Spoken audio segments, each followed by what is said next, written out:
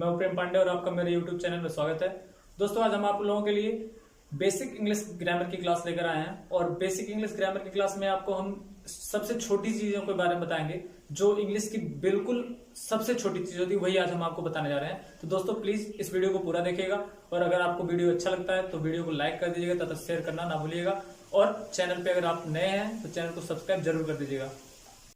तो दोस्तों, basic English में सबसे छोटी चीज जो होती है वो हमारा क्या होता है, लेटर।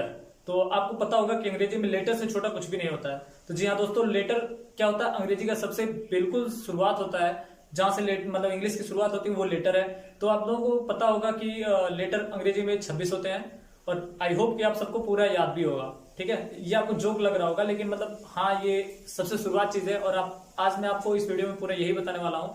लेटर, वर्ड, सेंटेंस, इन सब के बारे में हम आपको आज बताएंगे। तो दोस्तों, पूरा वीडियो देखते रहिएगा। तो दोस्तों, लेटर आपको पता होगा कि इंग्लिश में लेटर 26 होते हैं। कितने होते हैं लेटर? 26 होते हैं। ठीक है, और इन लेटरों को दो भागों में हम डिवाइड कर सकते हैं। पहला हमारा होता है वॉवेल। पहला हमारा क्या होता है? वॉवेल। और सेकंड क्या होता है? कॉन्सोनेंट। ठीक है दोस्तों, तो अंग्रेजी के 26 अक्षरों को हम दो भागों में डिवाइड कर सकते हैं। पहला हमारा वॉवेल हो गया और सेकंड क्या हो गया? कॉन्सोनेंट। तो जिन्हें हम हिंदी में क्या कहते हैं? स्वर और व्यंजन भी बोलते हैं दोस्तों। स्वर और व्यंजन। ठीक है, तो आपको पता होगा कि अंग्रेजी में आई होप कि आपको वॉवेल और कॉन्सोनेंट के बारे में भी पता होगा। इंग्लिश और हिंदी दोनों में पता होगा। तो दोस्तों, इंग्लिश में वॉवेल 5 होते हैं। कौन कौन से? और इंग्लिश में कॉन्सोनेंट कितने होते हैं? 21। तो आज हम आपको डेफिनेशन भी बताएंगे इसका। ठीक है, तो दोस्तों, वॉवेल किसे कहते हैं आपने हिंदी में भी पढ़ रखा होगा और इंग्लिश में भी पढ़ रखा होगा, लेकिन फिर भी हम आज आपको आप रिवाइज कर सकते हैं, इसको रिपीट कर सकते हैं। ठीक है, तो वॉवेल क्या होता है दोस्तों? इंग्लिश में जो 26 अक्षर होते हैं, ठीक है, उन 26 अक्षरों में वे अक्षर यानी वे लेटर्स जिन्हें बोलने के लिए किसी दूसरे लेटर्स की सहायता नहीं लेनी पड़ती है। वे लेटर्स जिन्हें बोलने के लिए किन्हीं दूसरे लेटर्स की सहायता नहीं लेनी पड़ती है उन्हें वॉवेल कहते हैं दोस्तों। ठीक है, तो इंग्लिश में ऐसे 5 लेटर्स हैं जिन्हें बोलने के लिए किसी दूसरे लेटर्स की सहायता नहीं लेनी पड़ती है। वे कौन कौन से हैं दोस्तों? देख लीजिए, ए, ई, आई, ओ और यू। ये हमारे 5 लेटर्स हैं जो क्या है? वॉवेल हैं। ठीक है, और इन्हें छोड़ करके जो भी लेटर्स बच गए वो क्या है? कॉन्सोनेंट है, जो जिनकी संख्या कितने हैं? 21। तो आप इसको पूरा कंटिन्यू लिख दीजिएगा। ठीक है, मुझे तो याद है, आपको भी, मुझे पता है कि आपको भी याद होगा, लेकिन फिर भी लिख लीजिएगा। ठीक है, तो ठीक है, इनको छोड़ करके जो भी बचेंगे वो क्या है? कॉन्सोनेंट। तो डेफिनेशन क्या दे सकते हैं आप? डेफिनेशन इसका दे सकते हैं, वे अक्षर जिन्हें हम वॉवेल की सहायता से बोलते हैं। इसका कई तरह से डेफिनेशन दे सकते हैं। पहला तो यही हो जाएगा कि वे लेटर्स जिन्हें हम वॉवेल की सहायता से बोलते हैं उन्हें हम कॉन्सोनेंट कहते हैं। या फिर हम ये भी कह सकते हैं कि वे अक्षर जिन्हें बोलने के लिए किसी दूसरे अक्षर की सहायता लेनी पड़ती है उन्हें क्या कहते हैं? कॉन्सोनेंट कहते हैं। ठीक है, तो ये कितने हैं? 21 है। ठीक, टोटल 26 में से 5 गया, 21 बचा, जो क्या है? B, C, D, F dot dot dot करके आप लिख लीजिएगा पूरा।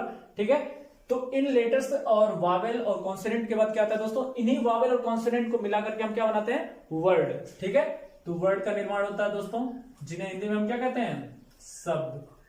ठीक है, तो हिंदी में इन्हें क्या कहते हैं? शब्द। तो दोस्तों, शब्द की डेफिनेशन क्या होगी? 2 या 2 से अधिक अक्षरों का ऐसा समूह जिसका क्या हो? कोई अर्थ हो। मतलब 2 या 2 से अधिक अक्षरों के सार्थक समूह को हम क्या कहते हैं? वर्ड कहते हैं। मतलब 2 या 2 से अधिक जो वे लेटर्स, मतलब जिनको हम एक साथ मिला दें और उसका क्या हो? कोई मीनिंग निकले, उन्हें हम क्या कहते हैं? वर्ड कहते हैं। ठीक है, तो हर कोई 2 या 2 से अधिक अक्षरों का समूह शब्द नहीं हो सकता दोस्तों। ठीक है, जैसे कि आप देख लीजिए कि मैंगो। मैंगो मीन्स क्या होता है? आम। आज का सीजन भी चल रहा है उसी का। ठीक है, तो मैंगो है, मैंगो मीन्स क्या होता है? आम। इसमें कितने लेटर्स हैं? 5। ठीक, इन 5 लेटर्स को मिला करके हमने क्या बनाया? मैंगो बनाया। और ये क्या हो गया? एक वर्ड हो गया। क्यों? क्योंकि इसका कोई अर्थ निकल रहा है, ये मीनिंग है इसका। मैंगो का मीनिंग क्या होता है? आम।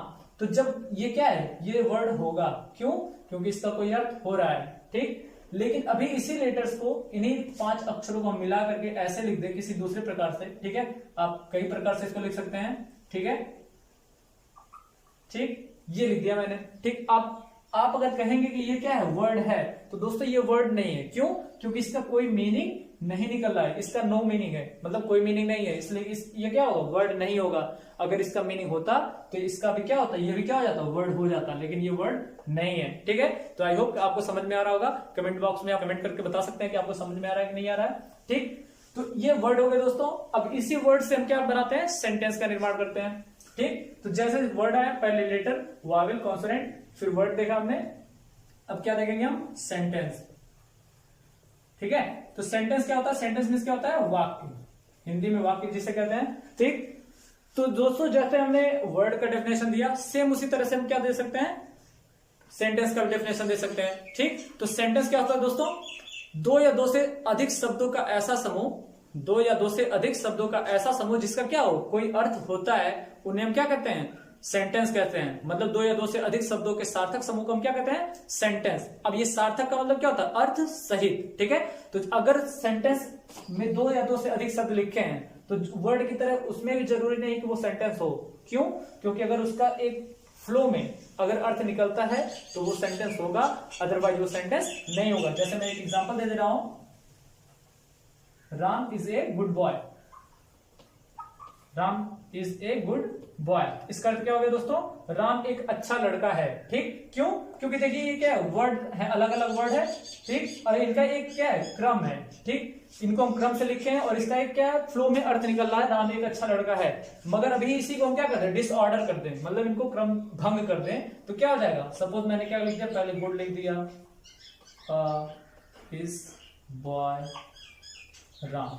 ठीक है, दोस्तों ये वर्ड अलग अलग वर्ड है, इसलिए इसका अलग अलग तो अर्थ निकलेगा, लेकिन एक फ्लो में हम इसका अर्थ नहीं निकाल पाएंगे। ठीक, तो इसलिए क्या होगा, सेंटेंस नहीं होगा। और ऊपर वाला क्या है, सेंटेंस है। तो आई होप दोस्तों कि आपको वीडियो समझ में आया होगा पूरा। ठीक है, और इसी प्रकार हम आपको आगे भी वीडियो प्रोवाइड करते रहेंगे। अगला वीडियो मेरा पार्ट ऑफ स्पीच पर होगा और मुझे उम्मीद है कि आपको ये समझ में आया होगा। अगर नहीं समझ में आया तो दोस्तों कमेंट बॉक्स में कमेंट कर सकते हैं और वीडियो को लाइक कर दीजिएगा और चैनल को सब्सक्राइब करना ना भूलिएगा दोस्तों। चलिए अगले वीडियो में हम मिलते हैं आपको, तब तक के लिए जय हिंद, जय भारत, वंदे मातरम।